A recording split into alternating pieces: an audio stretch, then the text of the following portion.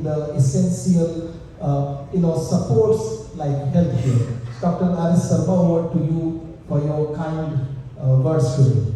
Thank you very much and good morning to all of you friends. First of all, my apologies for not being able to be present physically because the distance is not much. But unfortunately, I had a back-to-back kind of engagements and those were fixed from before, so I could not say no to anybody. So first of all, thank you very much for inviting me to the second IHW Digital Health Summit and Awards 2022. Some decades back, we used to have a lot of conferences on e-governance. And the idea was that the digital use of digital technology in governance is going to transform governance, and that was the basic part. Nobody at that time thought of digital health, obviously, before its time had come in some sense. Now, I want to emphasize this once again that the digital health, in the word digital health, what is important is health and not digital. Digital is only an enabler. Digital only makes things more affordable, more cost effective, more time saving, more quality, more accessible. So these are some of the attributes of digital, and I suppose all of these things are required in our country in the space of health, and that is why the Prime Minister has launched about a year back the Ayushman Bharat Digital Mission. And the overarching objective of this mission is to ensure that we are able to leverage digital technology to the fullest extent. COVID has been a disastrous impact on the entire world, and that is a disastrous impact also in our country. But I think one of the positive outcomes of COVID was increased use of digitalization in all sectors. We were not able to go out of our homes, and we had to consult our doctors, and therefore we were making video calls to the doctors. And of course, the fact that the data is very cheap in our country, we have mobile connections, we have 600 million smartphones, 800 million, more than 800 million internet connections. So all that makes it possible for us to communicate in a very effortless manner with doctors, with laboratories, with hospitals, and other kinds of things. Something which I think the whole industry, all of us are enthusiastic about, because this is what is going to be most critical in ensuring that the delivery of health reaches to the last mile, to the last person at the row. Thank you so much, and thanks to all the people in our discussion for this. And I think Dr. Sharma has set the tone for the discussion. What he has also tried to kind of convey that, and which I also feel that we have to kind of demystify, dejargon the word digital health. When we talk about digital health, many times or sometimes we forget. We think about those gadgets, the technologies, those interfaces, and we forget that this is about delivering the care to the people, the ultimate care, saving lives, and ensuring that people who are in pain, we are able to kind of bring relief to them. So let me just begin with a small imagery, and this is related to a 2009 movie, Three Idiot. I think all of you would have watched that movie. And if you remember a scene in that, which was quite an emotionally charged scene in the movie, when Rancho or Amir Khan is kind of assisting Moda Singh in a relatively complex delivery while getting guidance from Kareena Kapoor, apparently a doctor from a remote kind of hospital, remote within the city. And you can understand that when it comes to delivering care, sometimes it doesn't matter which part of the country you are, even being in the middle of city may not make you access the health care when it is needed.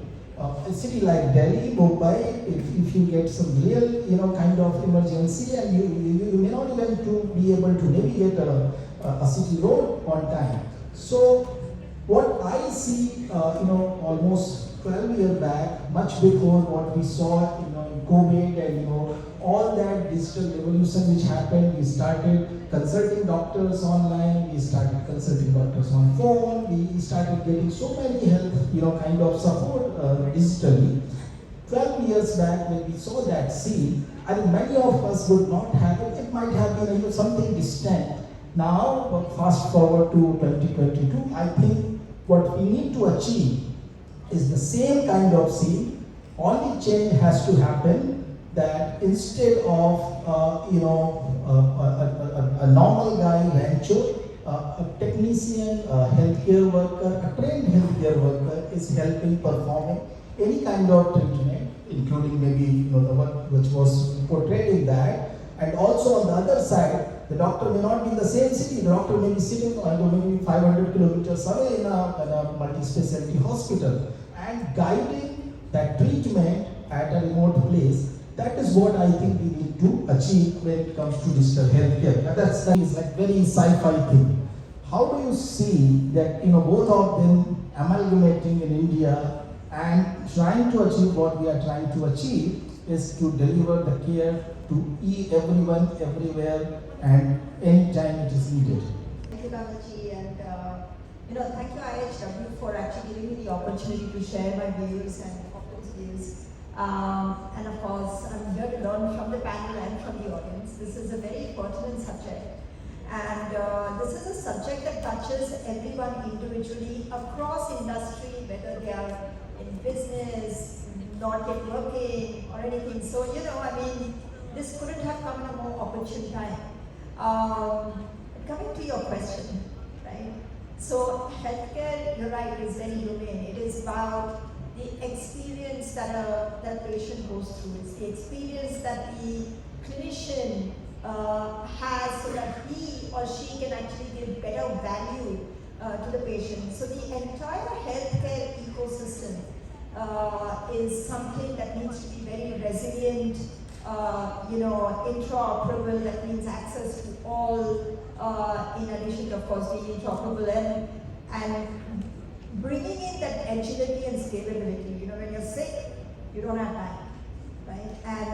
And the entire system should be able to build that trust and that value within the patient. And if you saw the often, video, one thing that stands out is that every patient should feel very happy about, hey, I know more about myself today and my health, and I really value health. And the entire ecosystem works towards that. Delivers trust, right? And also is very affordable. Medical inflation in India jumped at its highest in 2021, and it's so easy for healthcare costs to just skyrocket. Many people did not fall sick because of just the sickness. It was the sheer shock of their lifetime finances going down the drain. So we need a system that is almost like a living, breathing ecosystem that brings all aspects of healthcare together. So it's not only the medical community or the providers, it is the insurers, it is the seamless payment systems, it is all those smart tech professionals who will bring in tech innovation in this digital decade. We recognize that the today's healthcare system and future healthcare system is anchored on digitization because of the advantages of access, quality, and affordability. So my view is this, right? So when we look at India, we went through stress, we actually stood up to the challenge, but we need something that very easily and seamlessly manages many more pandemics, manages individual whole person healthcare, right? And also ensures prevention of health issues in the future. So it's all about empowerment. And here I would say that we are a country with a very smart startup ecosystem. That policies are sensitively made to ensure easy access yet deep security, ensure convenience and cross-border movement because medical and healthcare is universal, but at the same time ensure that citizen trust is not broken. And in the same way, we have an opportunity of becoming the world's biggest hub center for healthcare data processing.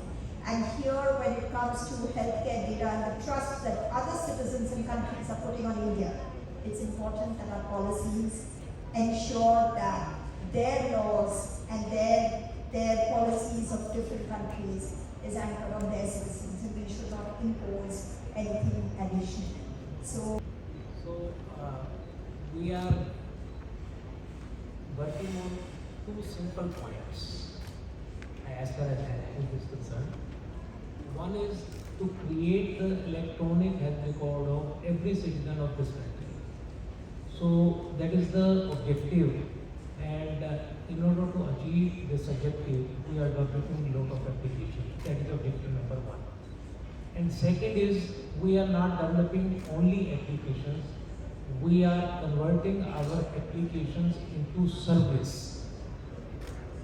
So that I think if patients are not benefited by the applications, so applications within the government has no meaning until unless it is utilized by the patient, by the normal citizens. So service on one hand and electronic health record on the other hand. And electronic health record not for one or a few patients, it is for all citizens of this country. So to achieve this objective, we have two kinds of products and applications available in NICSI. So first is basically we develop products. So we have a e-hospital suite, and the second product is Arogya Setu, I think. And e-hospital suite is basically it's a product which has 5 applications. One is e-hospital HMIS, second is ORS online registration system. So it is for the patient. It's a patient portal. It facilitates about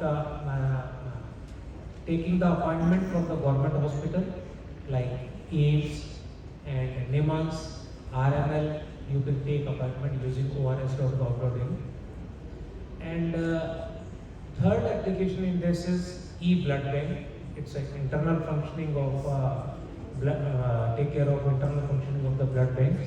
And the fourth one is e-collab BDS. It's a remote. It's a remote, say radiology, teleradiology we used to call it, e-collab BDS. And the fifth one is telemedicine. So these 5 applications, they have been clubbed together to make e-hospital suite.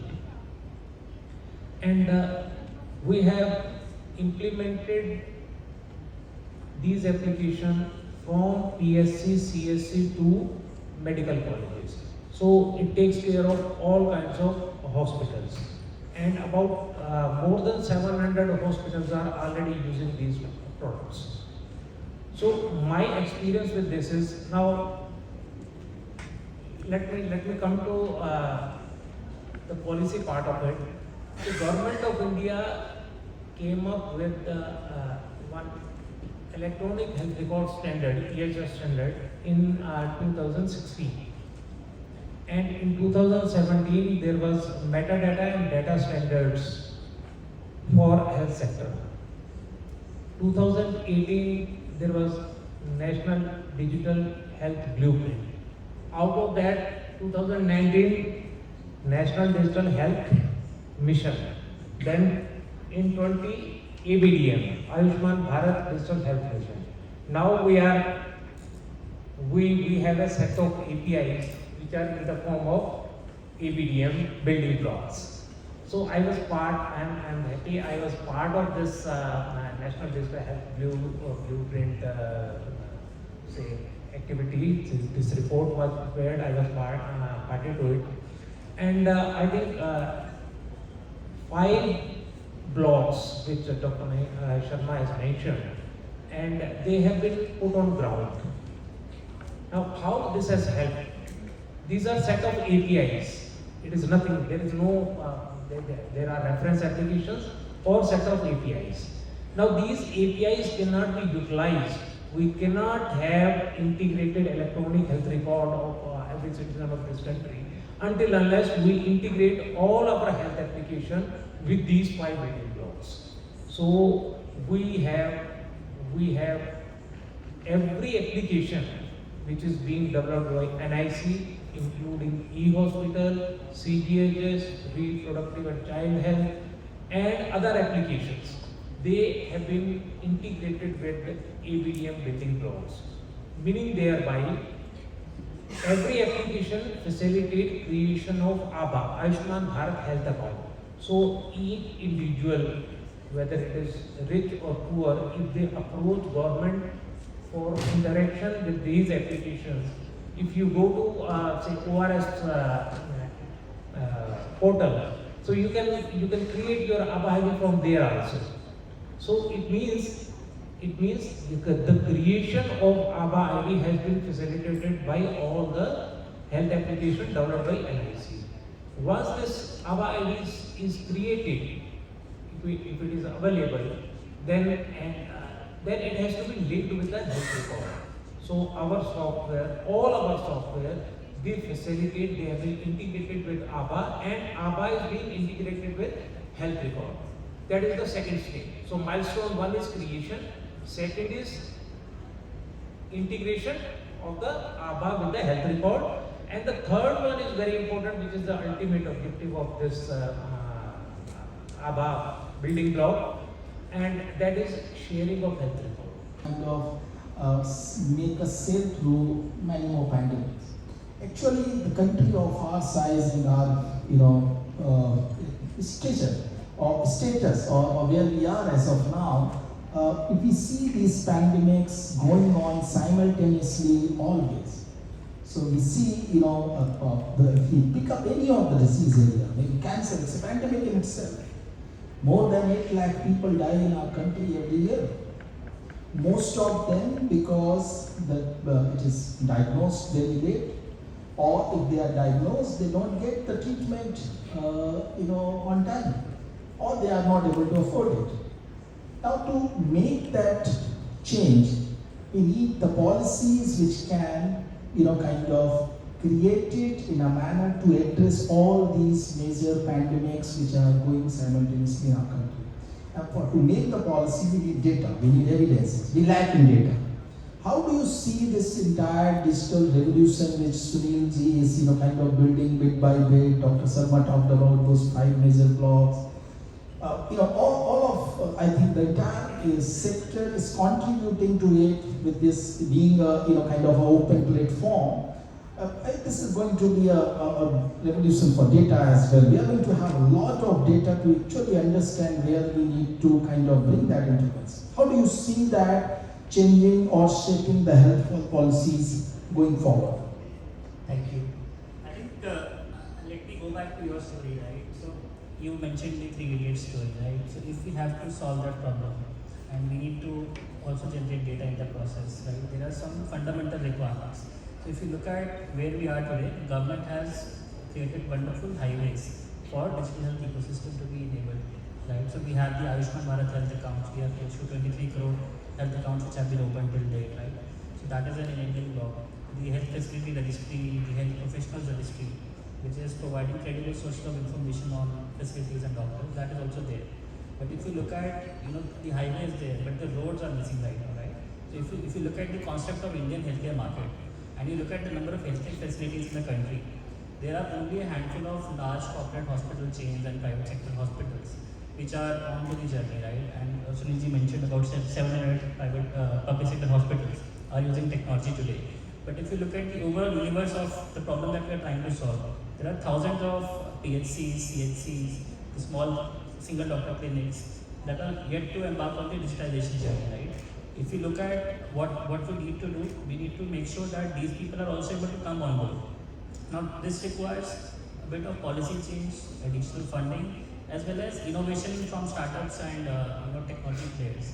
So, I would like to maybe look at 2 separate problems that we are trying to solve, right? If you look at any small setup, any small hospital or a clinic, they don't have the wherewithal to procure technology, right? It requires huge capex investments.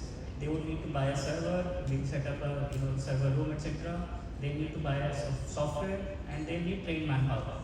Now today, if you look at the market solution available in the market, these are very expensive solutions, requires a lot of capex investments, and I don't think any small clinic can afford to deploy these kind of solutions today. So to solve that, what we need is a SaaS-based offering, which is as simple as buying a Netflix plan, right? If my nearby clinic can buy a subscription and get onto the digitization journey, start getting referral business, right? Ultimately, what they bother about is how this technology is actually impacting their business. So if they, let's say, get this subscription and they get more business coming in from the market, any clinic or any PHC or any small facility would be very willing to invest into technology. The second problem which I generally see is there is a lot of resistance from the doctors also when it comes to technology, right? They are not very willing to generate EHR, EMR when it comes to any large hospital. So we have to simplify technology, right? I think one of the challenges that we are seeing is most of the solutions today, they are not mobile friendly, right? But if you look at the mobile penetration in the country, it is far more than the internet penetration. If we can enable solutions and make them mobile friendly, make it simple for the doctors to at least quickly do an entry, right? Because they are treating hundreds of patients today. So for generating that data, if you don't enable mobility, I think we will not get there, right? And I have seen a lot of interesting solutions in the market, which have been deployed at least in good reputed private sector hospitals. So the same story has to be replicated for public sector hospitals also, right? So Sunil is making so many efforts to make sure that hospitals come onto this journey. But I think we have to make it affordable, accessible, and also make it simple for the doctors and users to come onto this journey. And the policy environment has to be supportive, right? So NICSI had published the health data management policy, but it pointed to the PDP bill, right? And PDP bill is taking some time, right? We'll have a new shape form for the PDP bill. So we need a regulatory environment also to make sure that data is handled in the right way, and we follow laws of the land and make sure that data is not misused and it gets deleted. Thank you. Thank you so much. A very interesting, kind of experience, and especially when it comes to COVID vaccinations. We had a highway, which is, let's say, your COVID app. We had, a very strong and very, I think, robust public-private partnership when it comes to, kind of delivering the vaccine to the people. And we also saw a wonderful, mechanism of health records keeping, so accessible certification at every, all the time. You can easily kind of get it in your DigiLocker, from COVID and all that. Seeing that as a very, kind of effective, experience and or the, kind of activity which actually took place. Very, very important question. So during COVID, our country went into mission mode, right? Everyone came together, the government, the private sector, in fact the citizens too. And all this brilliant stuff got created. But the fact remains is that we did it during crisis. So now, with what Dr. Sharma is saying, what Swati mentioned, right? Now we have to concentrate on the fundamentals and go really deep and wide on that. Which means that we've got to get our country into 100% health ID environment. And whatever it takes, which means a little bit of a carrot and stick, but get everyone onto the Aadhaar ID, get everyone to invest in ensuring that data depth exists, right, in our system. Because if we don't have the detail of the data, then all that we're doing in terms of digital enablement could actually go for a toss. It will just remain as a superficial convenience.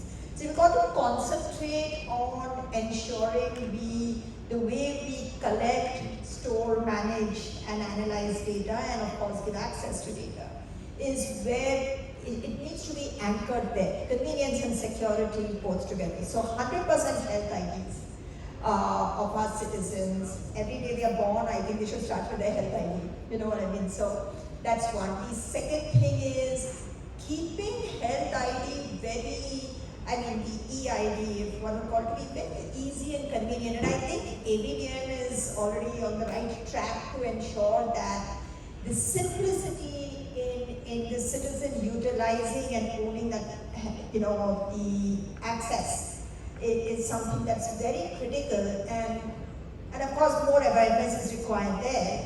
But the reason is that with healthcare being universal, a doctor in this hospital would want to, let's say, reach out to someone in Denmark or Germany or some other part of the world and say, hey, I'm just sending across the diagnosis, please take a look at, whatever, there's a rare disease that is coming up. So the agility of the data, the convenience of the data is very important. Finally, of course, as a part of the building blocks, the National Health Authority playing a very critical role in building the trust with the security required. And that's where policies and all that come into play. Not only the NHA, but the way data is secured and sensitively handled in the country. And I'm emphasizing on this again because it's not only about our 1.4 billion people and growing, it's also about India becoming a trusted partner to the world of healthcare data. And our policy has to, follow or rather partner with global standards of like a HIPAA, the HIPAA standards, or for that matter, security standards, where there is, easy movement of data. And I think all countries need to come together and sign on something to say, hey, healthcare is universal, human beings are going through, all kinds of issues. And let's try to understand how to solve for it. That's one. The other thing is, going back to healthcare innovation, artificial intelligence, so many other, digital technologies, where we need to not only concentrate on, let's come up with the technology of AI, but really involve the clinician with the technologist. They really need to be tied to the hip here. And that's where there needs to be almost platforms that make them partner very, very comfortably. The government can play a big role there actually in bringing this cross-industry kind of, skilling. So with AI, it's not only about technology, it is about the clinician playing a big role in ensuring this is how the data needs to be captured, this is how we would want to see how we can diagnose it. So that AI, when it brings in the concept of scale and therefore decisions around it, it's actually thinking like a doctor and not thinking like just a technologist. Technology is just an enabler. These are just words of caution. Thank you so much. Very important point you kind of mentioned in that, and I just want to do a quick dipstick here, if all of us, kind of allow me. I think all the people in the audience, everyone has their Aadhaar card, Aadhaar IDs.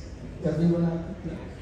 And that mind, you are building wonderful things, and you are facilitating that everyone should get an easy, kind of inroad to get Aadhaar, kind of health ID, is able to store their documents, kind of electronic health records, and are also able to, kind of access care to e-hospitals and all that. Just seeing this small dipstick which I, did here, how do you see the participation of the people? Now, and especially, so when I asked about Aadhaar and UPI transaction, COVID has a lot to do in that, especially in the UPI. Now UPI has become a global phenomenon. We have something which is the United States asked their government that do something. Google wrote to US government to do something on the line of UPI.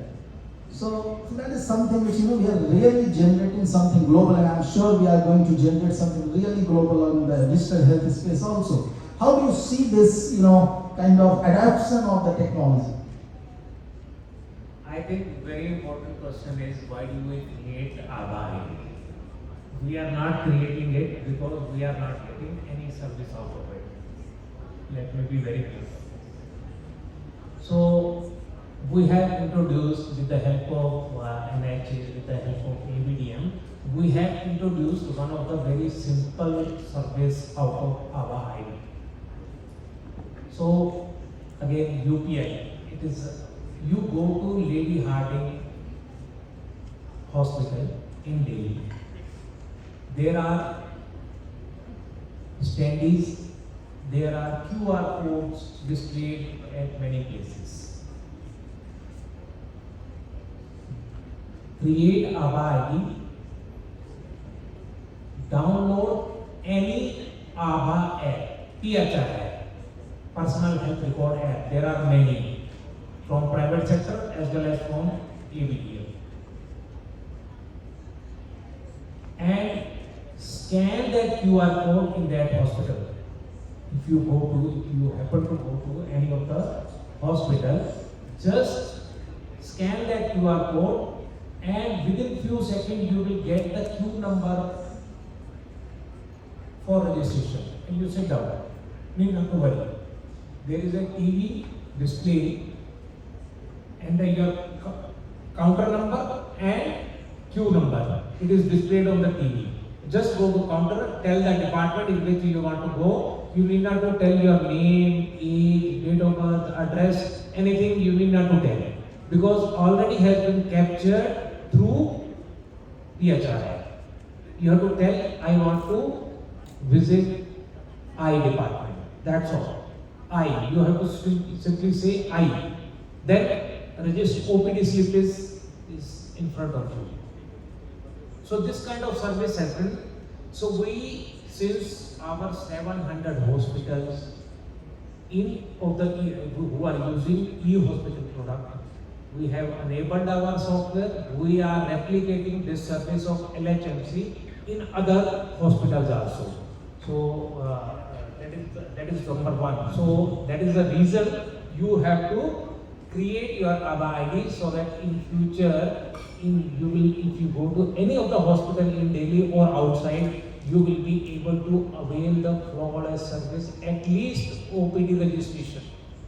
Where is this distrust you see, and is that the reluctance? There is any kind of possibility of this data breach which is keeping people out of this ecosystem as of now, or this is more of a kind of a policy thought process? It doesn't matter to the people; they will be equally kind of be open to be part of this whole system.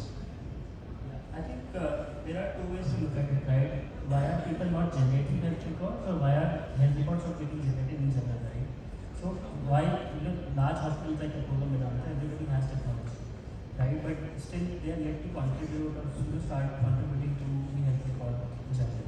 So I think there are two ways to look at solving this problem. There could be a carrot approach or a stick approach, right? In terms of stick, maybe the government will mandate, that you have to use a compatible solution which integrates with the ABDM ecosystem, right? That would be a stick that can come from the government. The other approach, which is much more convenient and which will have a better impact, is the carrot approach, when we start providing incentives to the participants, right? So if you look at the US model, there was financial incentives which were provided for generating electronic health records. Maybe the government can look at that, and we have done that successfully in payment side. So at least for a small duration, if the government could also look at providing some incentives for creating electronic medical records, that would be one way. Secondly, what we can also look at is expand the definition, right? We are currently looking at only treatment, etc. Can we make it a wellness-oriented program? Can we gamify some of these initiatives? So we have seen a lot of corporate programs where people have step challenges, etc. So if we can gamify it, make it much more cooler for the young generation also to participate, and we'll have far more startups coming up and creating compatible applications. Right? So that's my 2 cents on it. Thank you so much. Digital health is the digital is the medium, as Dr. Sharma also said. This is the health is something which we all need to work for, which is IHW Council definitely trying to kind of support and assist, like all of you, in the industry and ecosystem supporting this great initiative, which is going to change the. Speakers for sharing such wonderful, valuable insights on the digital health footprint of India, and the moderator of this session, Mr. Kamal Narayan, to kindly present a small token of appreciation to esteemed speakers. Mr. Sunil Kumar. Can you have the lights on, please?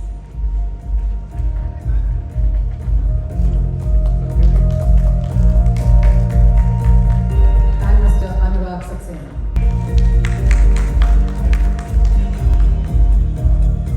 Thank you all as the rural parts of India. To ensure the success of these initiatives and discuss the impact of digital health schemes as well as other digital health platforms. What is your vision? How you see this is happening? Thank you very much. Thank you for taking this is. I thought person we can access the services there. There have been emphasis on improving the access, right from the board committee report which talks about having a 2,000 bedded hospital in a community at the community level. Having said this, if you look at the progress of addressing the access issues, if you look at the demographic structure, it's still 60-40 differences there. That is 60% in the rural area, 40% in the urban, and the urbanization is happening. But the addressing the access issue, you see how far we have access. Access includes three things. One is provisioning of the healthcare. The second is utilization of the healthcare, and what is the status of the health which we have attained. These are the three things which determine the access of healthcare. One of the important things in the access, if you look at the public structure, because in India, after the liberalization during the 90s, you have seen a lot of private sector coming up. But before that, it was the government structure, and you see, you have a structure right up to a village level. Primary care, because being signatory of Alberta Declaration and subsequent Millennium Development Goals, Sustainable Development Goals, and universal health coverage, we are having an approach that is comprehensive primary care approach. In that, we have created a structure through which preventive, promotive, and the other services are being provided. That's the first pillar of Ayushman Bharat, which we have been talking about. That means, if you look at the structure, at the section headquarters, that is, you are having sub-center, then you are having the primary health center, you are having community health center, then district hospital, medical college. That's the structure there in the system. That means a sub-center which is now being upgraded as health and wellness center that caters to a population of 3,000 to 5,000 population. It provides a range of services. Previously, we were providing 6 range of services. Now, people can access 12 range of services through this health and wellness center that is upgraded sub-centers. The first contact with the medical officer is at the primary health care center. That kind of access things are there. When we were talking about the health and wellness center, when the sub-centers were upgraded to your health and wellness center, there was one component of using IT technology for leveraging or improving the more access to the services. That was the vision during that time. And it formed the first pillar of the Ayushman Bharat, that is the health and wellness center. That's it. To address that, if you look at the population which is covered, because many of the states, around 11 states, they have universalized scheme, so that the financial catastrophe due to the health event, that is also taken into. While the primary is being extended to the health and wellness center, and the financial catastrophe for this set of population is addressed to the PMJ program. After the COVID time, you see that there was a need for digitalization, that the specialist services are available. That means for 100 villages or 80 to 120 villages, you will be having a specialist care with 4 specialized services, which depending on the population norms, you are having first referral unit which provides emergency medical obstetric care and other emergency care. But at that section level, connecting the section to the villages, we are having community health volunteers who will be helping the community to access the services of the system, so that the access issues, as I mentioned, that provisioning we have done, but utilization of that services have been affected by your ASHA worker, accredited social health volunteers, active workers. So you see the utilization is also this. After the access and the provisioning, access and the utilization happens, you see the goals of the healthcare which have to be attained. So I will stop here. Thank you. So I think you brought a very important point. You are a tool to give a healthcare to everybody, right? That's the agenda. It's not just when we start talking about digital, we always think that digital health is the end of things. That is now not how you approach the healthcare. When you come to healthcare, although it's called digital health, digital is a tool for providing healthcare. That's actually how you look at it. So there are 2 examples which I wanted to speak about. One is that you was talking about cancer registry. If you look patterns of disease across the country, across the globe, there are only 4 diseases which constitute 65% of your disease burden, which is cancer, cardiology, diabetes, and hypertension. These are diseases which are preventable. Remember this one, these are diseases which are preventable. When you do an early detection, it is, and treat them aggressively. For example, cancer, you detect early. I think many of us in this room would have had somebody who had suffered from cancer or not. So these are things which we can actually look at. So we have an advisor to the state government. We actually have a specific advisor to state government, Dr. Dhoni. He's a US-based doctor who has been advising on comprehensive cancer care. When you ask me as an health secretary to Andhra government, you ask me what is the number of cancer cases in Andhra Pradesh, I would not be able to give you a number at all. I can only give you a range saying that it is somewhere between 55,000 to 70,000. I think Nitya also would agree with me on this one. Why is that we are not able to tell you this number accurately? Is that we do not have a system of registering the cases which are coming to us, right? So that the first and foremost thing which we have to do in cancer is we need to know where are these cases coming from, what are the kinds of cases which are coming from, and what is the, it's more of a scientific study, right? So you need to understand this one. So that's the reason we made it as a notifiable disease. And if you had seen, there are only 2 successful cancer registries in the country. When I say successful in the sense, it is run by people with a lot of statistical mind. One is the Adyar Cancer Institute, and the other is the RCC at Trivandrum. Yes, the Tata Memorial also runs a very good, strong the cancer registry. So learning from them, we also knew that digital can be used to identify this one. We have AI, we have fuzzy logic, we have machine learning which can be used to understand these registrations which are happening. For example, the diagnostic center also will register a case. The doctor number 1 who is treating the cancer for the cancer patient for the first time will register a case, and doctor number 2 will register, but the data will be different. You see, when you see the data points, it will be very different. Somebody has to sit through the data points and see that these are diverse data points, and somebody has to have a mind. So if you sit through 70,000 data, 70,000 cases in a year, and for that the data points would be in millions. So we should use digital to, we should leverage digital to, digital technology to, do this analytics. That's why we are also looking at establishing India's first digital cancer registry. So AP government will, in fact, we have already gone through our Arogeshri data to find out what kind of cancers come across which regions. If you ask me, I can, maybe not in a very bold tone, but I can always tell you, okay, these are the cancers which would come in the northern Andhra, which is more related to oral cancer. We have some GA cancer across the 2 districts of Andhra Pradesh, which is Krishna and Godavari. And these are the insights which keep coming. So what happens when you have specific insight, when you talk about healthcare in the future, it is also, we talk about something called 2 parts in healthcare. When you talk about healthcare in the future, we talk about predictive care. When you talk about predictive care, you also think that how can you go, reach before it starts. I think that's the future of everybody sitting in this. What the lessons we learned from COVID is how can we predict that something will go wrong and start building on it, not after you get hospitalized, right? So that's something, the biggest lessons we learned from COVID. Second would be precision medicine. And this would become very, very important given, I think we talk about cancer, there is something which is also, lurking in the background, which is called antimicrobial resistance, which would be the next big killer. I don't know how many of you are aware of it. The excessive use of antibiotics will lead to AMR. So these are things which are upcoming. So there are 2 things which would help the digital technology, and the use of digital technology in healthcare would be to create a bigger space for predictive care and also the precision medicine. And when I talked about NCD care, there is what is NCD care? We all take supplements, we take some medicines on a daily basis. One of the protocols which you need to take care of yourself when you have a non-communicable disease like diabetes or something, adherence to a medical protocol. The digital healthcare spectrum is that the digital diagnostic is going to be the most important part.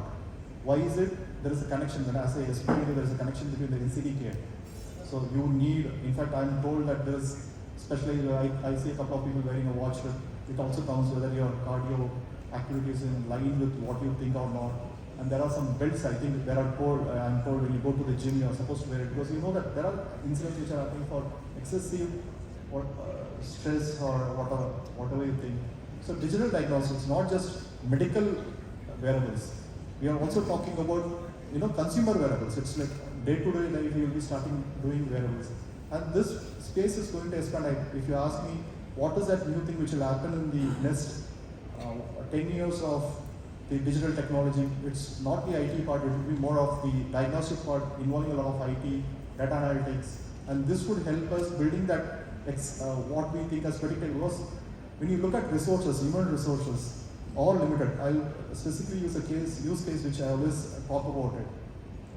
I have a digital ECG machine which I can carry to any rural part of Andhra Pradesh. I can pick those signals, I can register that person and record those digital ECG.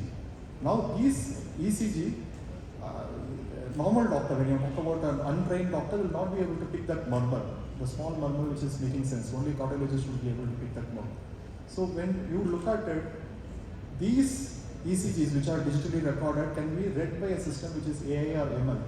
And these systems, they can pull out those 200, 300 records which are actually only seen by a cardiologist. In fact, it could be this algorithm, or we can also send it to two cardiologists to make it doubly sure. So these are the ways, and when he is making it and when he is confirming, again the system is learning.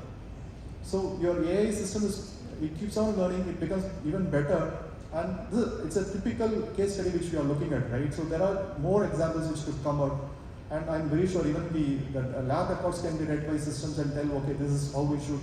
And I'm very sure the digital diagnostic space will change the way we look at the rural healthcare.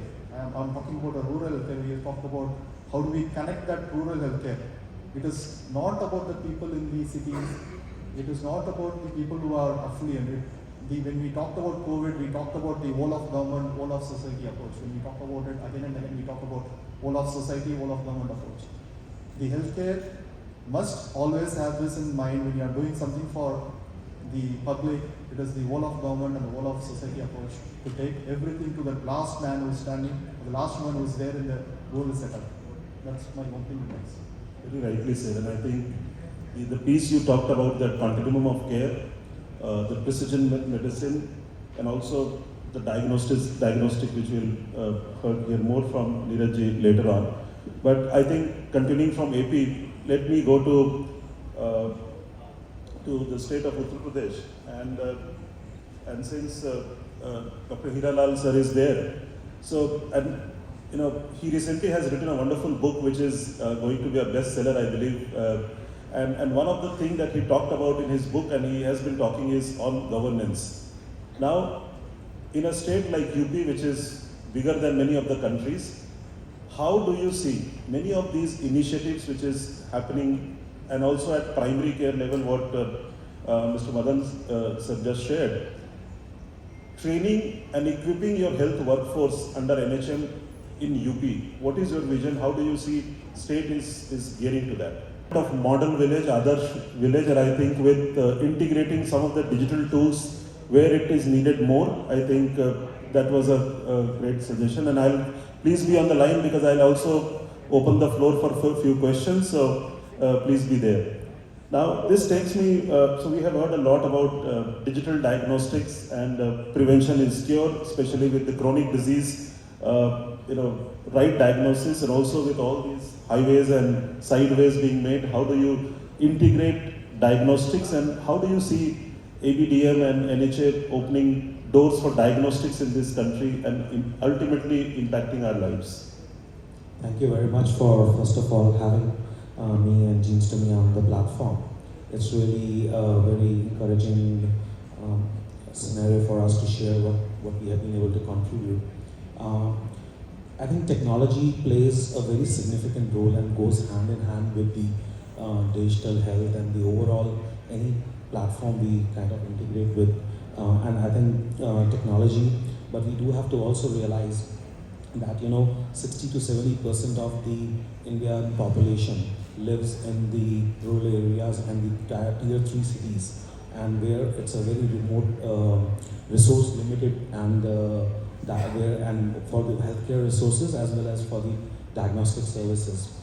And we also heard about the involvement of artificial intelligence in the healthcare, in the digital health platform.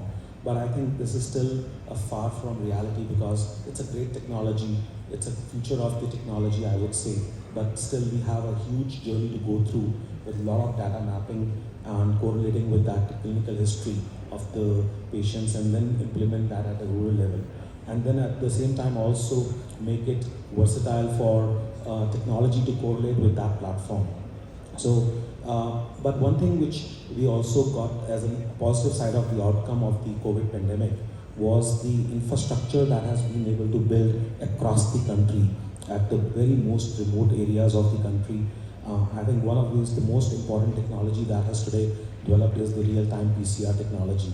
So we all did real-time PCR tests across the country and this is the only technology which we have a trained manpower and the infrastructure at every road across the country, I would say, and at the rural level to the urban level. And so how we can leverage this whole network of the resource which we have built during the pandemic, which has proven that the molecular diagnostics was the center stage of handling any advanced based pandemic kind of a situation. Tuberculosis, another women health based program like HPV or HPV, HIV. So these all can be tested at a cost effective manner at the rural level with the installed infrastructure available today in our country. So this is something which is, I think, the way forward for all the integration of molecular diagnostics, genetic based diagnostics, and your different states with the mapping of the infrastructure availability. Another thing which we heard about today was in the preventive and precision medicine.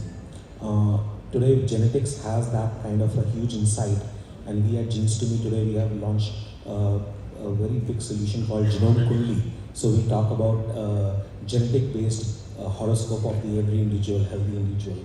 And if that information is available, it gives you a lot of insights about a genetic makeup of every different diverse population. And it gives you information about which medicines, which drugs will work for which individual, and they can be treated with a lot more preciseness and accuracy. So, thank you. So thank you. And I think before Sunil, if you have to put one challenge sitting at NICSI IO when you see these digital initiatives getting rolled out, what is that one biggest challenge you see currently everybody is grappling with? One of the biggest challenges which we have noticed during the COVID times and now also, when the guidelines were released, a lot of telemedicine consultations have happened. But opening up and having teleconsultation is one thing, and connecting it with the hospital so that a continuum of care is ensured, that's another thing. That's a very serious challenge, because these teleconsultations are not resulting into the continuum of care, and how to address that thing. Second thing is how to ensure teleconsultations or telemedicine facilities 24/7 specialists. How to aggregate all these small players so that the person need not to invest, saying that the person, if somebody is in Gujarat and the person is in Assam, he want to talk in Gujarat, he can connect to that. That kind of aggregation network should be created. That's the biggest challenge. How to do that, we have to see. And biggest challenge is that which I mentioned, that how to ensure that the continuum happens after that. Continuum of care is the biggest challenge, including the people. Thank you very much. I have to leave because I have to be. Yeah, I know. So give a big round of applause to Dr. Mohan Gopalji, and thank you for your presence. I'll put it very simply, right? I don't know how many of you have a very clear memory of how this pandemic started. So there was a lot of disbalances or imbalances, which you call, in the way we approach across the country. So I would call this pandemic in a way as made it a level playing ground. If you see, if you read any state's, response to the wave 2 or the wave 3, there was a streamlined activities. They will talk about a command control center. They talk about their telemedicine. In fact, the AP experience has been like this. What is that? What is the actual, if you talk to me in terms of administrator, what is the pandemic problem? The problem is to supply logistics, have good hospital facilities, and the right people get right treatment. That's exactly what you look at, right? So when you do that, how do we do it? We do it through a triaging. Many of you would have, I don't know whether you've been to a COVID care center, you would first you go to a triaging facility. Since AP was bifurcated from Telangana, we did not have any good tertiary care centers across AP. How did we approach this particular matter? we started doing a home triaging in fact. So the reason we have so many health records in our ABDM is that only. We started going home to home with a tag, finding out what that person, does he have a fever or not. So the entire fever analysis or fever study was done on a tag, on a digital form. And there are three options when you do a fever survey, right? So when you do a fever survey, you have three options. One is whether that you should continue or he should continue to be in the home only. Second would be whether he or she should be sent to a COVID care center, which is the next level of it. Third, with excessive comorbidity, he or she should be referred to an hospital. Doing this, we were able to do I would not call it amazing work, but I would call it as a good work with logistics management. We could, if you actually go, there were people who were squatting in, no, I'm not calling squatting, there were people who were occupying beds because they had that fear that something might happen to them. But the right people also, there were people who actually were in need of the bed. So we were able to, bring a balance about this one using this triaging. I think triaging was one of the most things which helped at the end of your wave to triaging was very, very important, right? So that's more important. So this is how a digital technology was used. When I started my conversation also, I spoke about how a technology was an enabler or a tool to bring about this healthcare. There are lessons we have learned, and we should not forget. That's most important. When you ask me, I think that should be the lessons which we learned should not be forgotten. And when we see a new kind of disease burden happening, these lessons can be used extensively. For example, I also hit this AP State AIDS Control Society. This is one extensive system. There is a tracking. They also find whether you are adhering to your medical protocols. These are lessons which are already available in the health setup. So can we replicate these protocols, the lessons, the failures which we came across into a newer adaptation to what we look at using technology, or what is enabler? When we talk about technology, it brings to the cost, right? When you talk about transactional cost, digital should bring the transactional cost. I think he was mentioning, Neeraj was talking about it. I would be able to give a cost effective. That is the word he used when he made his statement, right? Cost effective. Can we bring cost effective treatment? When we talk about healthcare, there is one important concept which we talk about is out-of-pocket expenditure. How many of us can afford to have a proper, I'm told if there is an ailment in a family, I'm talking about a moderately around the borderline, after an ailment they actually step back into the below poverty line, right? So there are breadwinners who step back into, if the breadwinner is a cancer patient, what would happen to the family? So these are the questions. I think somebody has also asked me, are we looking at prevention? Prevention is the key for healthcare. When I talk about it very clearly, that is it's not about putting on extra hospital. We should look at how can we reduce that extra hospital. So that should be the agenda for setting up the healthcare continuum in the future. So these are lessons we have learned. There are very strong lessons. I think we should be happy that we learned very good lessons in the healthcare management during COVID. These lessons should be put on in the other aspects of the healthcare also, which would help us. I think there's been a very good leveling ground. So I think that's the challenge. I would not call it as a challenge, that's an opportunity. I think that's an opportunity. It is there in our eyes. We should use it. All of you sitting here should use this opportunity to build this nation. Thank you. And I think COVID itself, I think, became one of the enabler to kind of go for all these digital tools in a faster manner. So if I go back again, Dr. Hiralal sir, जब हम challenge की बात करते हैं in UP again, if I have to ask you कि number one challenge when it comes to adapting these digital tools, वो क्या challenge आपको लगता है UP जैसे state में, which is the number one challenge? Challenge is the implementation being vast and wide. We have got huge amount of the fund from the GOI, okay, and resources are same. So right now we are facing this challenge how to spend that money quality wise and to meet out the expectations of the government of India with the same resources, because suddenly we cannot increase our management. So that is the biggest challenge in our system, and which I think. Very rightly put. I'm also again a special secretary UP also. So, see, if you look at UP, in the last, I think, Hiralal ji bhi uska part hai. So, the way, again, I was also part of, when we started this UP journey somewhere in 18. The management of drug supplies has been streamlined. That's one big achievement which UP has already done. If you see, in fact, I'm told that UP Medical Supply Corporation is one of those agencies which is very popular across the country also. And it did a pretty good work during the COVID management. Second, UP also has a very strong health strengthening system. So we talk about, I think a lot of good work has happened in UP in the last maybe 6-7 years to strengthen what the healthcare facilities would do. I think the only problem, I think even Hiralal ji was correctly mentioning, it's a scale. When you look at UP, whatever you do is like a drop in the ocean. But I think the drop is getting bigger and bigger now. I think it's becoming clear to see the effects of what is happening in healthcare in UP. Very rightly put. So Neeraj ji, again coming back to you, when we talk about challenge, if one challenge you have to highlight, especially this whole integration of diagnostics with existing NDHM or with NHA, what is that one challenge that you would like to highlight? I think one of the biggest is the adoption of technologies at the rural level.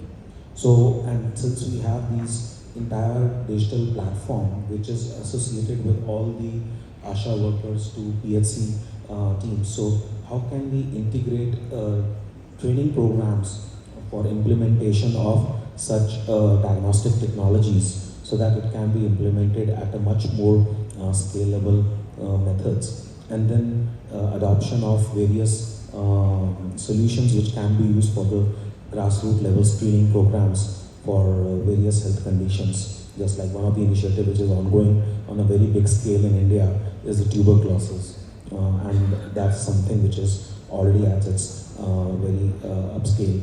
And so similarly we can adopt a lot of many other different technology assays or different parameters which can be adopted for similar kind of programs. Another challenge which we learned during the pandemic time was how we can make technologies much faster so that we all waited in lines for 48 hours to 3 days to get our RT-PCR report, which should not take more than a couple of hours in general. So how we can make this available as a technology at a grassroots level. So at Genes2Me, we were one of the largest contributor in the RT-PCR solution across the country. We have almost 1 in every 5 tests in India for RT-PCR. We are proud that Genes2Me was behind that as a solution provider. But beyond that, what we have learned during that time, how we can make it faster, how we can logistically transfer these solutions to a grassroots level, which is itself challenged with logistics. So we developed room temperature stable reagents, which were unconventionally minus 20 degrees and storage conditions required for storage as well as transportation, which has become a biggest challenge in the rural level, which was not equipped to handle such kind of solutions. So we developed, and the second solution which we developed was how we can bring a molecular technology accessible at a grassroots level. So that was another challenge which could do. So we developed a portable PCR which is smallest of its kind and the most powerful solution, which can do the same RT-PCR at a grassroots level in just 30 minutes with no skilled trained manpower required to run that platform. And it has got an automated reporting solution so that can be integrated much faster and easier for carrying out any national screening initiatives. Good. So I'm just conscious of time, and it will not be a justice if you don't get a chance to ask questions to the panelists here. So floor is open. Please introduce yourself and also be specific to whom you want to be asking your question, and be little precise while you ask your question. So thank you, all panel member, for taking us through the entire journey of the country which is there. Myself, Dipankar, I belong to Well Health Tech, which is a pioneer in creating contactless selfie monitoring tool. So my question is that we talked a lot about rural adoptions, training, and not awareness, another aspect. Do you see this as more towards a behavioral aspect, or it is a lack of infrastructures or digital presence or digital divide? What exactly it stands for us? We believe that what we see is what all that we see, right? So this is a case with every country. It's not just, you answered all the questions. In fact, I don't even have to answer your question. All your points are the same. If you ask me this digital infrastructure, there's a gaps in infrastructure, there's also awareness. I'm putting it like this, okay? How many schemes do you know that it is happening in health to you? You're also well aware, right? So that is the thing. It's always been this across the governance. It's not, I'm not, bluffing you off, but across the governance, these are the issues which will keep coming again and again. What we do as an administrator is to fill in these gaps. How do I fill in awareness? How do I bring in the gaps in digital infrastructure? In fact, we were able to fill in 40,000 posts in AP in the last 3 months. Identify those gaps. Even then, we are not getting specialists and super specialties, specialists to go to the rural setup. These, how do we, that's the reason I was talking about that use case which I was talking about, right? Can I be able to put a cardiologist in a center like Padero, which is like 3 hours from Vizag? So how do I solve questions? So that's why you guys are sitting here. So you have to come with solutions. We work together, bring in technology as an enabler to solve these problems. The infrastructure, when we talked about 5G, in fact, you remember the same thing which the Honorable Prime Minister saw it, we were trying to do it. The case study which I explained was exactly what he saw. There was an ambulance going there somewhere in the rural setup, using 5G technology to pick out those ECG. It is readily transmitting to some place and some doctors saw it. These would work. I would see that the way we look at healthcare would be different. There is a lab technician who would go there, record details and send it to an expert somewhere, take his report, medicate or give medical advice, and maybe multiple advice. There's a scale of telemedicine which can happen, maybe from an lab technician, you go to an MO or maybe to super specialties. So the way we think the conventional healthcare system would change, I think it has already changed. The COVID was a very good example. We also would look at centralized command center. In fact, there is a startup called Karkinos which is executing cancer care doing using a digital technology. There is an integrated command center for this one. So there are scope for improvement. There are a lot of things which should happen. We keep striving to be there better. My closing remarks was this only.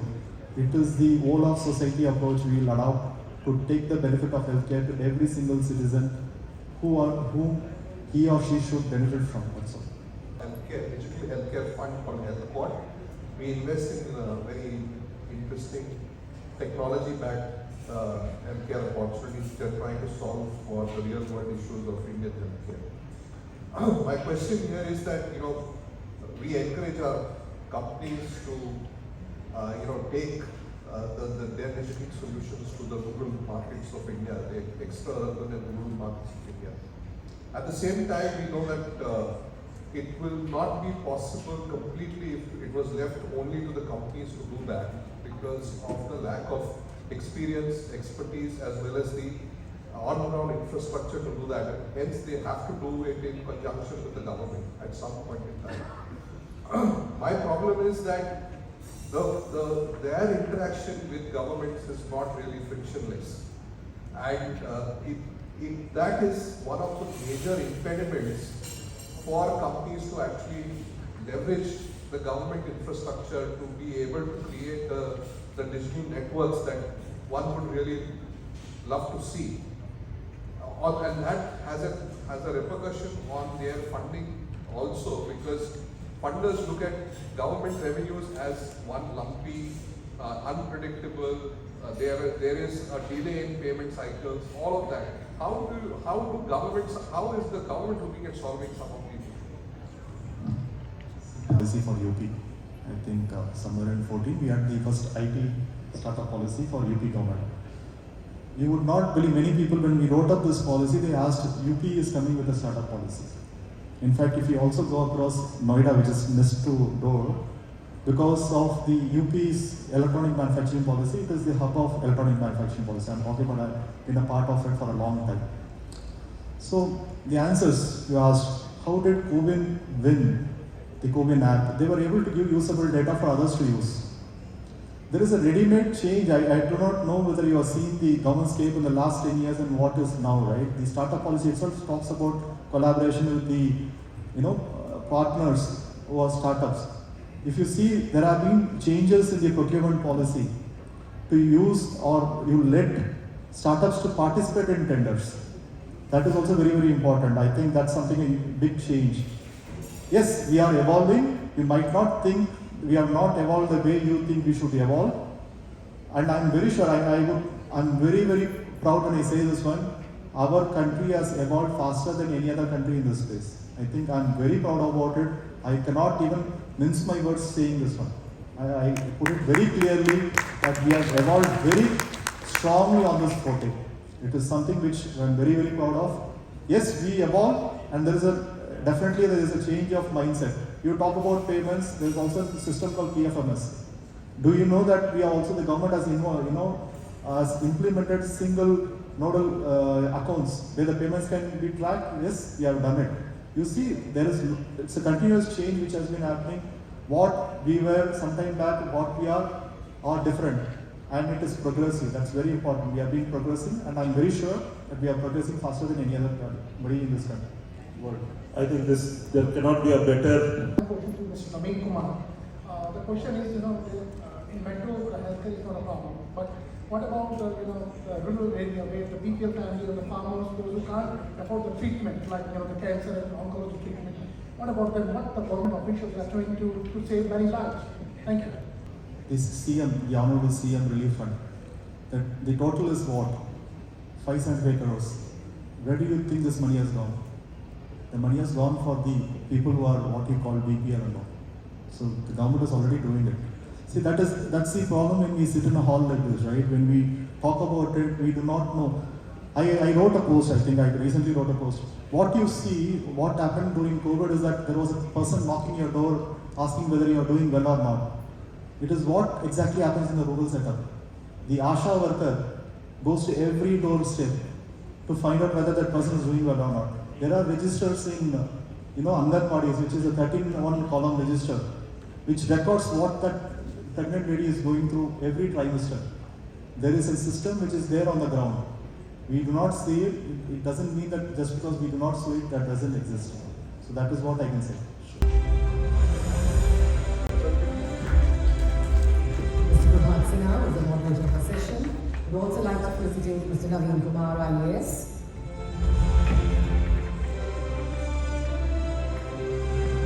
And Mr.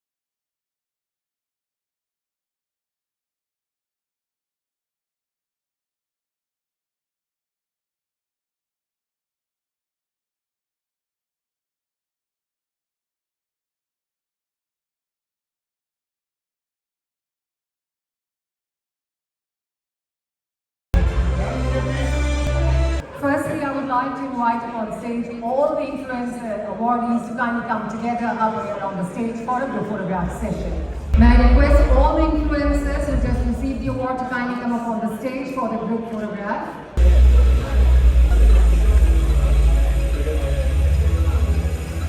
How about flashing your awards, awardees? How about flashing your awards?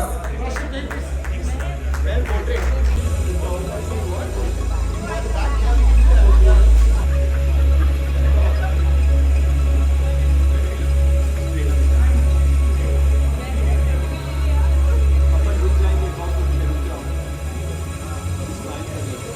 Congratulations for joining.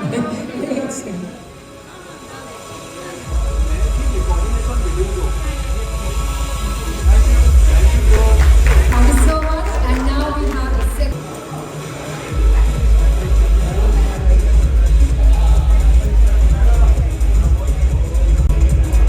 How about I request the awardees to form 2 rows. 1 row can step down the stage. The first row kindly form 2 rows so that everybody is visible.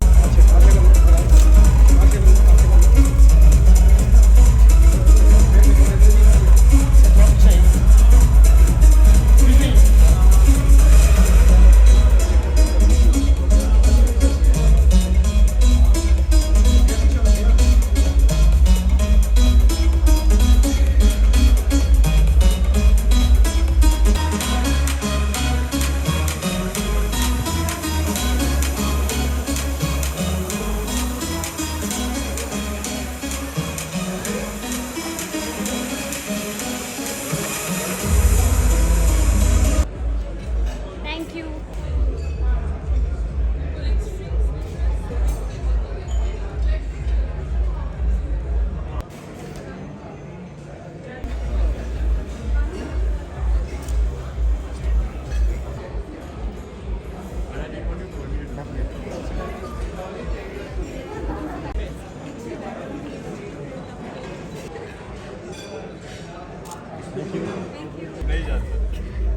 Tell my father you said.